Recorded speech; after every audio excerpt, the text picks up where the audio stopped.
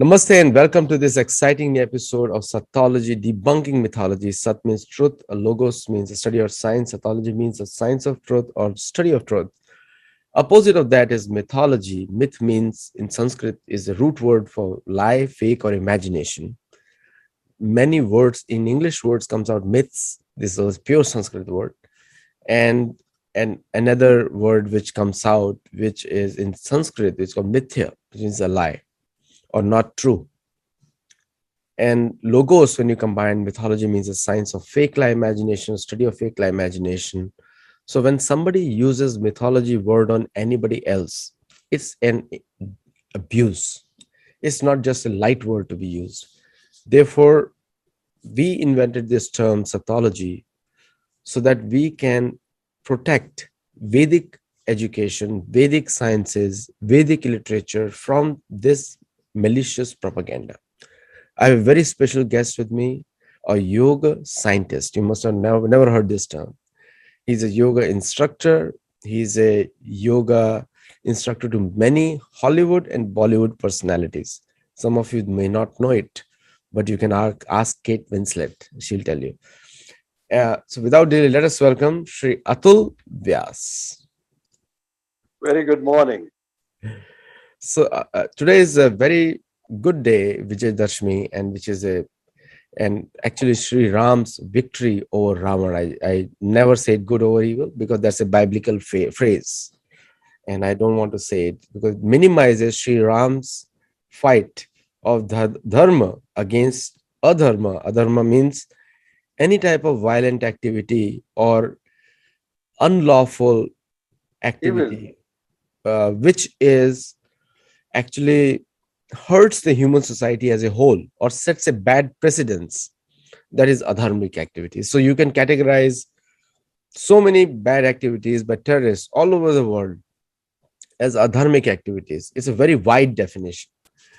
Any type of theft, kidnapping, or fighting, arson, looting, this is all adharmic activity. And also adharmic activity, the worst form is academic adharmic activity, where you speak lies, teach lies, or fake news just to further your propaganda. This word even applies to politics.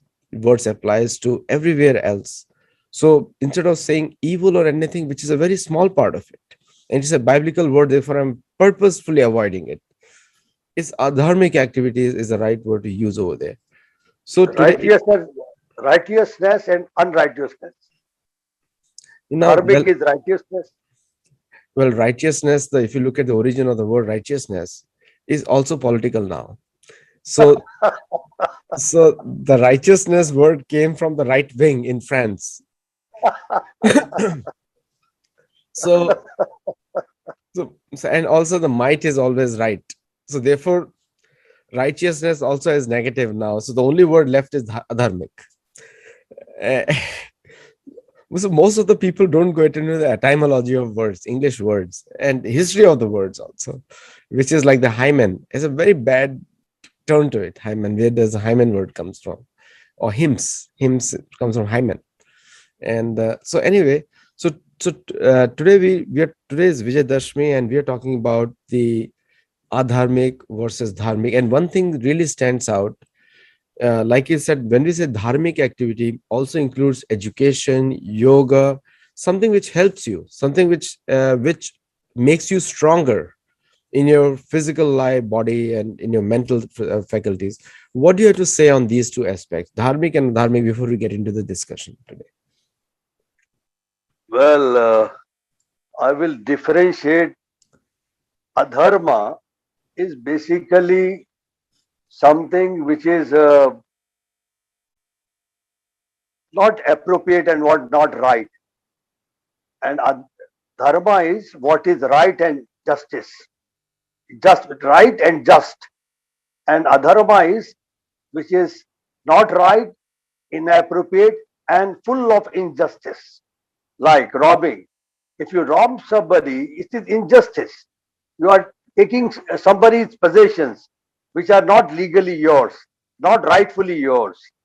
So I think this can be the right uh, differentiation between these two words, according to me, Aditi. So when we talk about the yoga and education today, and America is seriously challenged now by African Americans and Native Americans and all those people who got oppressed by the US laws. So the US laws have worked maximum in the early parts of the US formation on Native Americans, like taking away their land, taking away their, putting them, forcing them into reservations, forcing them, not just asking them, forcing them. And the famous ex-US president, many US presidents have done the same thing, including George Washington, Ulysses Grant, and also the most notorious was Andrew Jackson. They created Indian Removal Acts in 1830, and many acts have been created, and they are the ones who are running the CRT program, the critical race theory. And so when we talk about education, then what kind of education you're talking about, which is dharmic and doesn't destroy people's rights? Did you hear my question? Yes, yes. Well, I will come to this. I will first, give you the concept of education as per Vedic, Vedic terminology, and our ancient yogic terminology. We call education in Sanskrit as Vidya, and we define education as, in Sanskrit verse I will call first, Sa Vidyaya Vimuktaye. That is the education which liberates you. Now, liberation from ignorance, liberation from ego, liberation from bondage of life and death, cycle of life and death. So, this is the essence of the education as per Vedic or yogic text. So, Sa Vidyaya Vimuktaye. And now, uh, as per what you call it, Indian philosophy, education is of two types.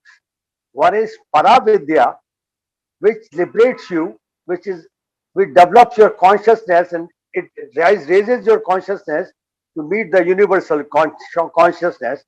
That methodical education is called Paravidya, and and that education which acquires helps you to acquire knowledge, skills, manipulation of facts, and earn your livelihood is called Apara Vidya. So, para and apara are the two aspects of education. Lower form of education is apara vidya, and higher form of education is para vidya. So, this is the importance of education as per the um, Vedic and yogic text. And now, would you mind repeating your question, Aditi ji, now, please, if you don't mind? My question was, maybe we come to the next question, we'll cover that in detail. So you put it very nicely, vidya, vidya, para, apara, and which is very well explained in Bhagavad Gita. So when you talk about para and apara, what do you mean by that? Para vidya is a methodical education in which we are given uh, value education along with the knowledge of facts, knowledge and acquisition of facts and skills. In this, because the only in Apara Vidya, we give knowledge based education. With the advent of science, the acquisition of knowledge and acquisition of facts, searching of the facts have become the real education. Searching of the facts, collection of the facts, and then manipulation of the facts has become the essence of the present day education. And while the importance of value in the education cannot be explained, it's so important to include value, and value education can has to be experiential. That values cannot be taught, they have to be a part and parcel of your life, and they should be experienced. So that form of education in which values are also included with the knowledge of fact is called is called Paravidya, and with which and in which in the education with which divide of values is just acquisition and use of facts and collection of facts and search of knowledge skills is called upper vidya or lower education. Just earning your livelihood. I mean, the present day of education, like learning medical science or learning engineering and collection of the facts, the data, this and that. And this is called Apara Vidya, which helps you to earn livelihood. You know, the lack of value based education has led to the crisis like Corona. It is because there is only Apara Vidya. You know the scientific fact, you how to manipulate facts, what is the gene manipulation. This is for your own economic good, without without considering how it will affect others, just looking at your own self. That is basically the characteristics of aparavidya, and uh, uh, not paravidya. Paravidya is very full of knowledge, value based education, which raises your consciousness and uh, uh, leads to the leads you to the perfect human being. Aditya ji. Uh, Very well put, the education, and it is after this kind of education most of the colonial powers came also, because if you look at the records of the Persian invaders, Persian Muslim invaders, then they said the one country where you can expect truth and justice is India. We're nowhere else. And so the Indian legal system was so strong during that time that no trader could escape it. And plus, the personal moral standards of traders used to be very high. So they were always sure that if they sell something to an Indian trader, they'll get their money back. And it is true as far as Ethiopia and Northern Africa also goes. Where in Northern Africa and Ethiopia, Sudan, Somalia, these were all one states earlier under Egypt. Generally, Egypt was a dominant country over there with Greeks and Romans. They have also recorded the wealth of the entire East Africa came from India, and they True, would love to fight their cases in India. And true. the karma philosophy, which is also an important part of education, played an important role. What do you have to say on that? Well, in the ancient times, people used to come to India for education. Nalanda, Takshila, foreign students, Chinese from Middle East, and why they came? It was not for the learning the science, economics. Of course, they were. I mean, mathematics. Of course, they were very highly knowledgeable professors in India, but mainly they came here for the development of personality and character. So, character development is so important, a part of an education and personality development. That's why they respected Indians, and India was highly respected all over the globe. Even today, the traditional Indians are highly respected and uh, they in the society. So, karma theory was a very it's a foundation of building character actually.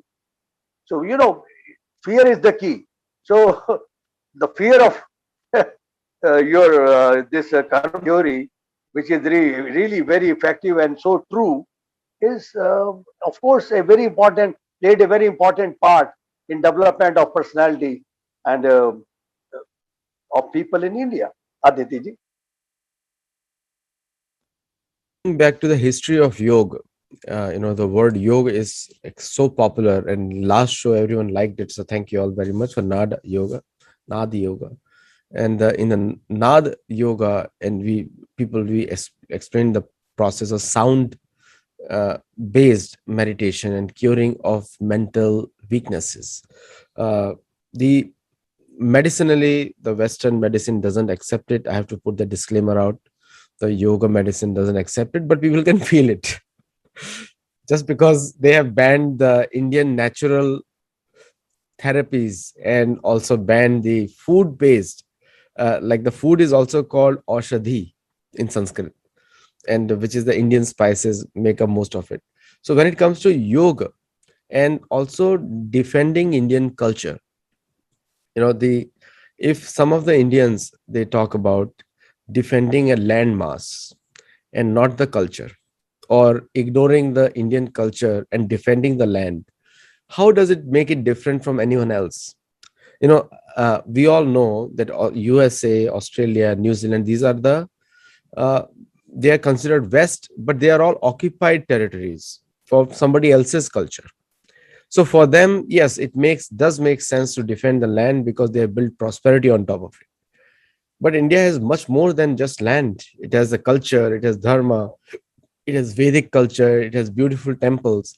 If India becomes same like any other country, how is India become will stand out then? What do you have to say on that? No, it is India is becoming like any other country today. To be honest, I mean that's the real crisis. Well, first I will come to the crisis this humanity is facing. In no time of the human history, the dichotomy which the present generation was faced by entire humanity in any time of their life till of this existence. That dichotomy is that there is a huge difference between the knowledge the man has acquired about the external world and about his own self. There is a huge gap between these two knowledges, and this gap could be detrimental for the existence of mankind.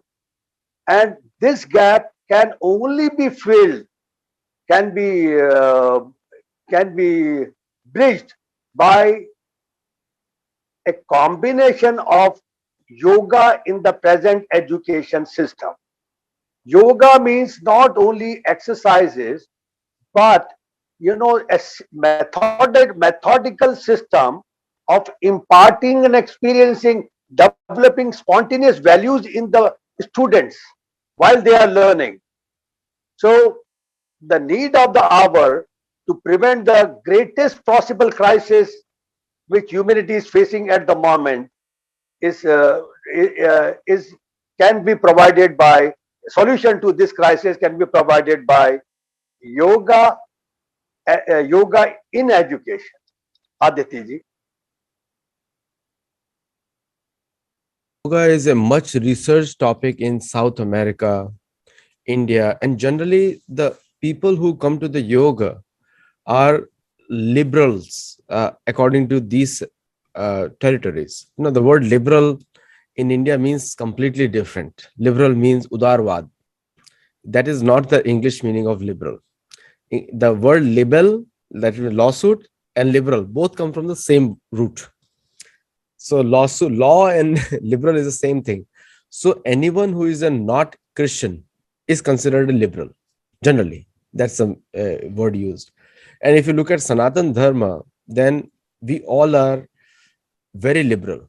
Like we have Varna, you have multiple faiths, you have ashram. So all the natural native cultures of the world talk about living in harmony with not just oneself but the nature, and that is rejected by the so-called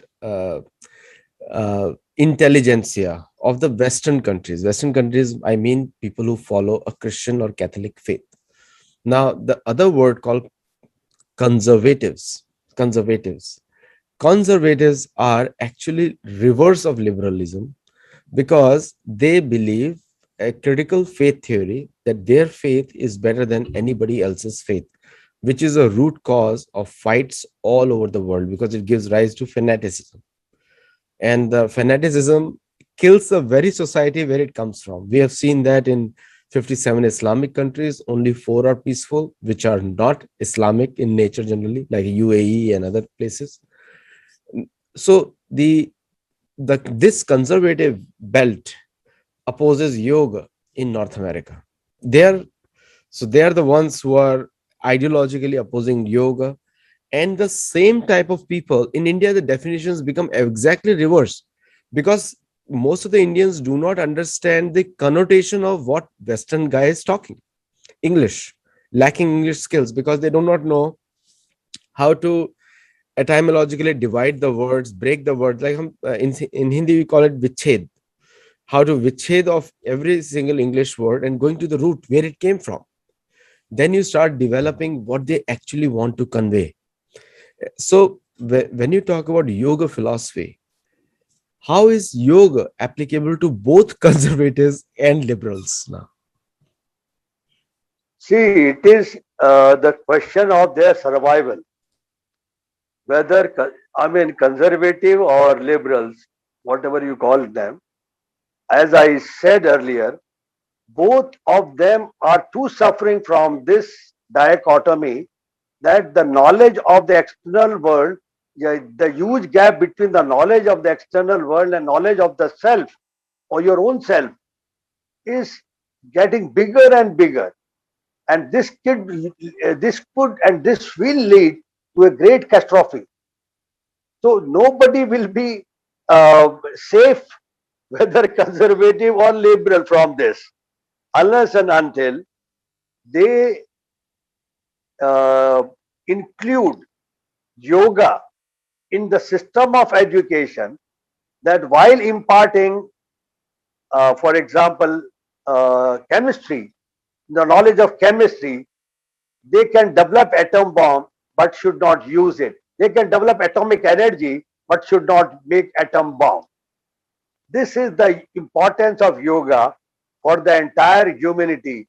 Leave aside conservative or liberals. I'm talking about the all-inclusive humanity, which includes Islamic people, Christian people, conservative, liberals, blah blah blah, Sanatan Dharmi, Chinese, everyone around. They have to uh, think about the existence of this planet Earth, and that can only be achieved by including yoga in the present form day of education. And this yoga, and they should mind you, yoga has nothing to do with any religion, any country, any dharma. No, not at all. It's a religion of humanity, and is a philosophy of humanity, for humanity, by humanity. Thank you, Aditi. So, coming to the defense and education, and yoga is being practiced by American US Army, Indian Army, and yoga classes are being run for the American police. Many forces, they do have yoga classes, and on meditation also. So yoga is being separated from dharma and karma and education aspect, para apara vidya vidya, and then being taught. So this yoga, eh, it becomes like a totally disconnected just exercises. And then, and when you make it like this, then the other aspects like the om chanting is banned in teaching yoga to a police force or a US Army. So do you think, how complete is that? How, you know? Well, uh, it is see, yoga is a science. We never said use Om. Even in transcendental meditation, yeah, yogic philosophy says use sound, and sound can be shalom, the which the Jews use, which could be Jesus, which Christians use. It could be Allah, which Islamic use. The point is use sound, but Om is a holistic and complete sound. Therefore, yoga recommends Om, but yoga is not Om. This is one point, one first point. So even if you are using the bare minimum existential form of yoga, a bare skeleton of yoga, you will be benefited. At least you will not be harmed. So, and trust me, even you start on the bare minimums of yoga, you will gradually move toward the greater and deeper part of the yoga. You cannot, it is like free falling. If you start if you are preparing a jump into a well, then once you are into the well, then it's a free fall. You will reach to the bottom of that. So uh, let them start. It's a good start. And yogic philosophy never imposes itself on anybody. But once you taste the nectar, will never leave it. This is my experience of it. So the last question I think you did not answer. So when we talk about protecting India, so we are protecting. Are we protecting the land or the culture of India? What are we protecting? Well, if India was the land, India, Afghanistan was a part of India, Pakistan was a part of India, Burma was a part of India, Sri Lanka was part of India, uh, this Indonesia was part of India. I mean, India, the Vrihad Bharat, the Sky chain was part of India. Was India was when India these parts were broken away from India. India did not finish. So this proves that India is not a land. India is not a land. India is basically Sanatan culture. Sanatan means eternal. It's a lifestyle. It's a culture. It's a philosophy. It's a thought. You know, there is a difference between a country and a nation. And culture is the nation which transcend the geographical boundaries of any nation, country. So India is a nation which the Sanatan Dharmi Desh, uh, which cannot be destroyed by just taking away the landmass or breaking away. It's and when yoga is spreading like a wildfire, it is the basically Indian culture is spreading. India is spreading. When you are, if anybody is learning yoga, I can assure you, is bound to learn, uh, go deep into the Sanatan Dharma and cannot escape it, Aditya ji.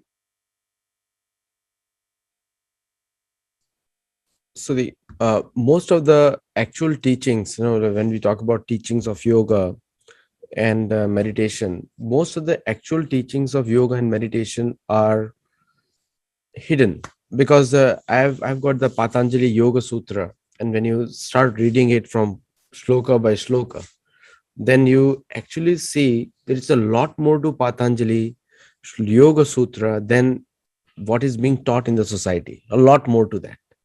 It's a complete lifestyle. Yoga is not just a exercise in the morning, afternoon, and evening. It's a lifestyle, like in a thought process. Yeah, Atma Shuddhi, which is the internal thought process, internal practices, and yoga becomes, then asana becomes a means to achieve that. In English, there is a word used called Maslow's theory, self-actualization. And whereas in India, the story is Swadhyay, and we cover that in detail one of the shows earlier. So the end objective is totally different.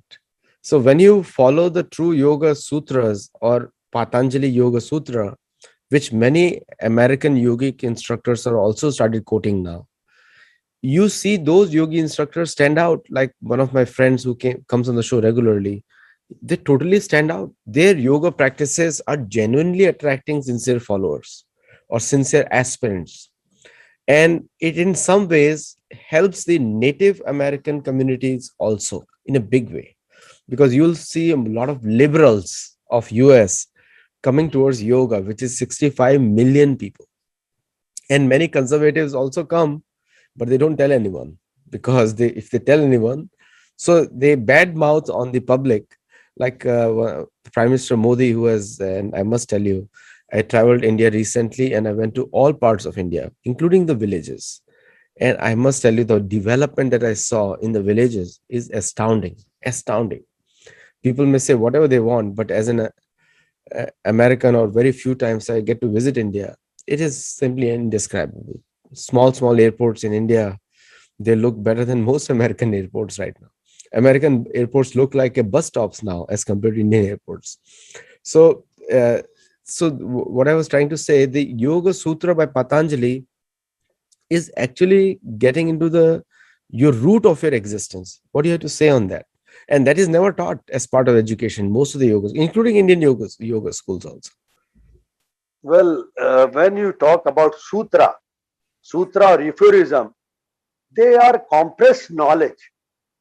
They are compressed knowledge, and to understand a sutra, you have to be very inquisitive.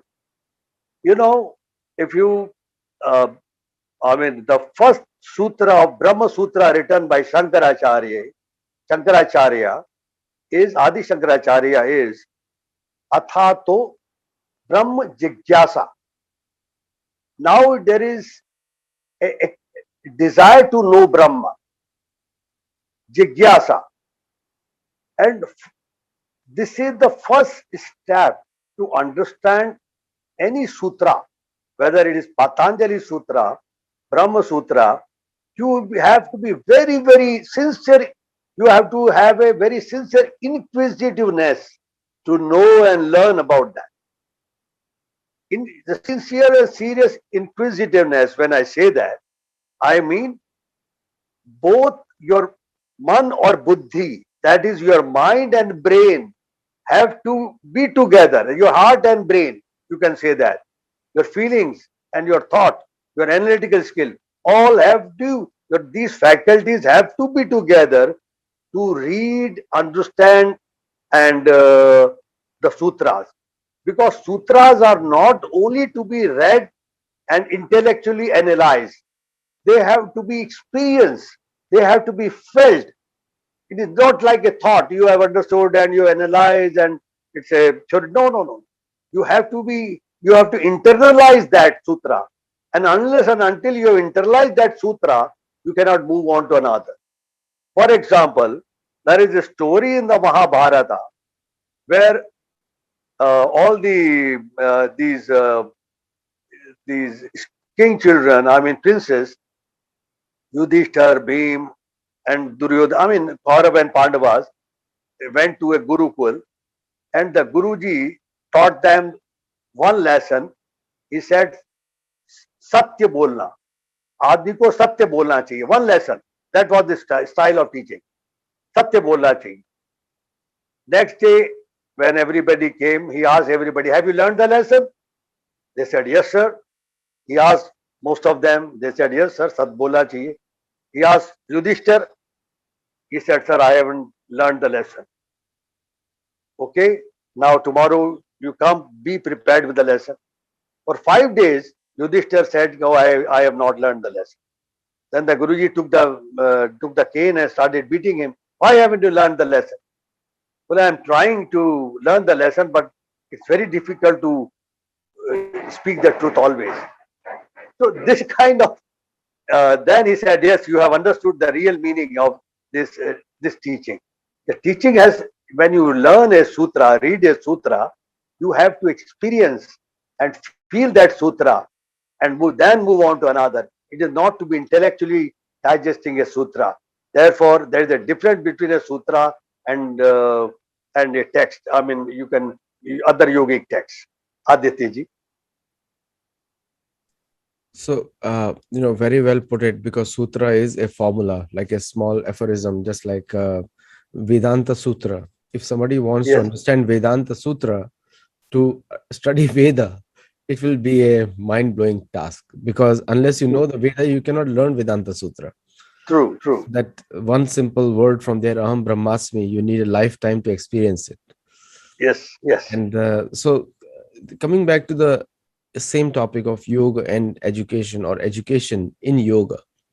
So, there's a misconception that yoga is just a physical exercise and not an education, or education is by learning and rote only, like which is often promoted by the book-based cultures. If you look at the Indian traditional education system, was more experiential, was not was that's why it is considered more scientific. Like people simple like Krishna and Balram going out in the forest to collect wood for Sandipani Muni. Now it's a very simple act of collecting wood, but on the side, or before that, Krishna, when he was small, Or Sri Ram also, going with Vishwamitra, traveling on foot. He had never traveled on foot before, so long distances. Traveling on foot, it's a whole learning. And Vishwamitra is sitting down in place to place and teaching him, and that continued 4 years, at least 4 years, yeah. So the whole process is the learning experience. Now, when we talk about education, means going to the classroom and studying for a whole day, coming back. If you look at it, at the end of 14 years of education, or 12 years plus 4 years, 16 years of education, a person still has to be taught on the job to learn the skill. So the entire 16 year is just you invested the money, large amounts of money, but in the end you still not learn anything. There's no guarantee for job. So when you talk about education in yoga and yoga in education, how will that be different? Because I feel that at the end of the 16 year, when I see a person coming and calling himself a graduate, he still is struggling with his own mind, with his own, he doesn't know what he's supposed to do. He doesn't know what skills he has gained other than spending people, your parents' money and his own time. And I am a classic True. example. I had to unlearn whatever came from to learn from Mahabharata and Ramayana and Bhagavad Gita again, because it was not teaching me anything. And so, what do you have to say Ac- on that? Actually, I will narrate my example. You are absolutely right. I will tell you from my example. I have been always a topper, and I studied science. I was a student of science. Then in the post graduation, I was a student of history. Then I did my MBA from a premium institute. But when I joined the, the biggest corporate house of India at that time, when I joined about say 15, 15 years back, and that knowledge, whatever I learned from through MBA or whatever science and everything, to be very honest, it did not help me. Rather, it was a burden for me to, learn on the on job. I learned whatever through my own creativity and skill and native intelligence, and no knowledge whatsoever which I gained through MBA helped me in my in discharging my duties as an executive of that big corporate house, Aditi ji. So, to be honest, it's a sheer wastage of your time, energy, unless and until you make that education experiential, unless and until you build character. That is very important. And when you said talked about Rama, that Rama took walked for 4 years on foot in jungles and ate the kandamul phala, and these all Gurukul tactics were to build one's character. Now, today is the day of Vijay Dashmi. Vijay Dashmi, when Rama defeated Ravana.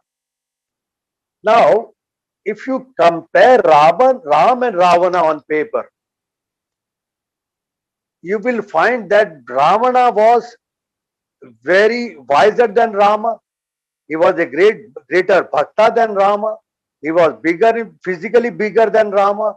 He was more skilled than Rama. He was very rich than Rama.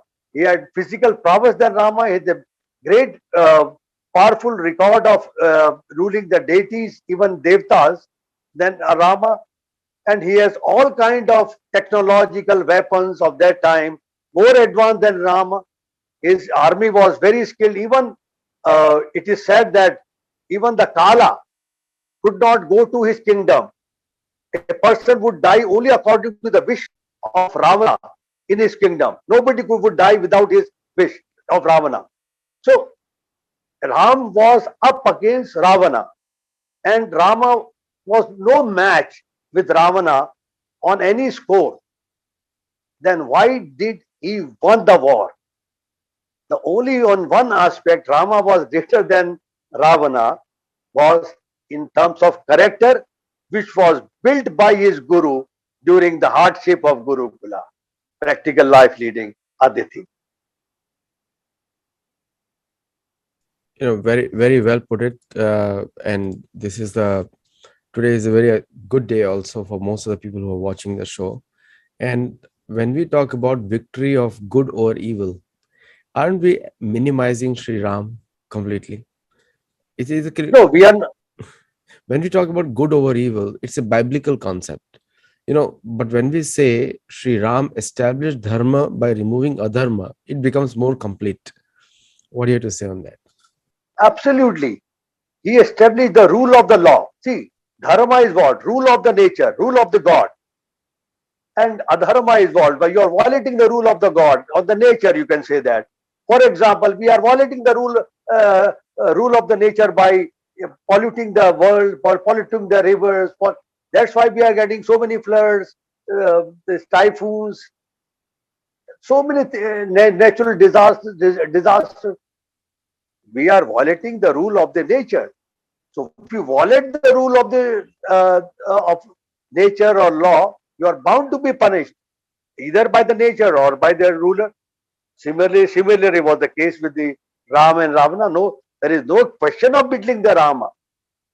I mean, Rama, what I'm trying to, Rama is a symbol that it is ultimately your character which wins, not weapons, technology, or your money. No, no, no, no. It is your real character, righteousness, and your uprightness wins you the war, wins you the day rather, in daily life or in war or in nature anywhere, Aditi. That's why I say again, India has a great future because we are the followers of Rama and Krishna. Thank you, Aditi. Uh, Thank you so much. And also, Krishna's another name is Yogeshwar. He's the god of yogis. So, if anyone wants to know who is Yogeshwar, then read Bhagavad Gita and find out more. And thank you so much, Atulji, for sharing your valuable insights, and for all the people who are watching it live and will watch on YouTube. Share these videos. Our whole purpose, Sattology, is to debunk mythology, and we cover many points in our discussions, which sometimes go out of our main topic, which we come for. But we have very expert speakers like Atulji, and I have also done some research, so we can come out with some good discussion points for you. Thank you all, and namaste. I will end one liner with this show with one liner that education should be knowledge of self through self and by the self. Thank you and good night, Adit. Namaste, and thank you.